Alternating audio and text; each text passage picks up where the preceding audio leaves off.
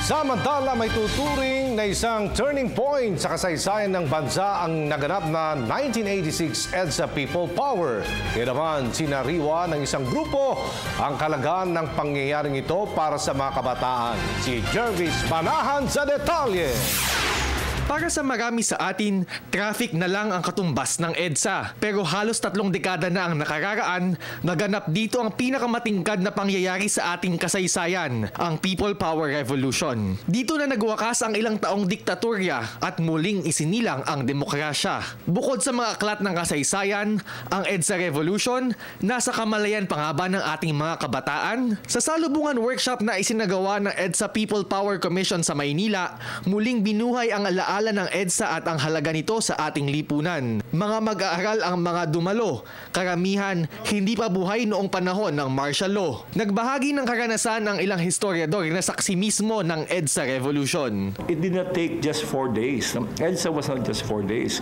EDSA was the culmination of about 2.5 years of struggle, which began with the Aquino assassination. It doesn't mean there was no struggle before that. There were, no?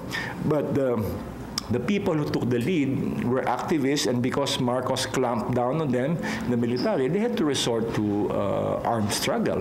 So I believe in our youth, and I believe that they mean well, that they can do good things if they put their hearts into it and if they work together. Layo nitong turuan ang mga kabataan ng mga organizational development skills na nakabase sa mga aral na natutunan noong 1986 People Power Revolution. 8 grupo na may potensyal na magsulong ng pagbabago ang nakiisa sa event. Ito raw ang mabisang paraan para maipasa ang diwa ng EDSA sa bagong henerasyon. Yung ultimate goal namin is to parang harness the spirit of people power in every province. So we have organizations in Nueva Vizcaya, we have in Bicol, we have in Masbate.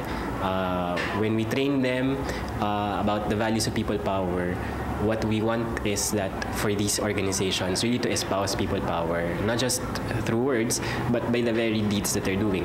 Sa Pebrero 2016, gugunitain ng sambayan ng Pilipino ang ika-30 taon ng EDSA Revolution. Ngayon pa lang, sinisimula na raw nila itong paghandaan. Yung pinaka-theme namin ay yung pagbabagong pinaglaban niyo, itutuloy ko. Ibig sabihin, ang target po namin dito, millennials. Ang target namin dito, yung kabataan na kailangan na nilang akuin yung hamon na ipinamana sa kanila ng EDSA.